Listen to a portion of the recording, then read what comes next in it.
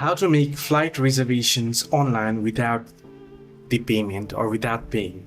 Well, to make a flight reservation without immediate payment, you can utilize options like Hold My Fare, offered by some airlines or travel agencies, or explore Book Now Pay Later options.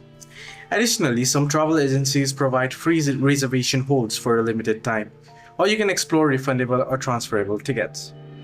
For example, many airlines or online travel agencies offer the option to hold a reservation for a certain period, example 24 hours, without requiring immediate payment. This allows you to secure the flight before you finalize your plans or arrange payments. You can usually find this option during the booking process before entering payment details. Now, some airlines and travel agencies offer you Book Now Pay Later plans where you can reserve your flight and pay for it in installments over time. You can check out or look out for that. Similarly, some travel agencies, particularly those in specific regions, may offer free reservation holds for a limited time, so you can inquire about it online as well.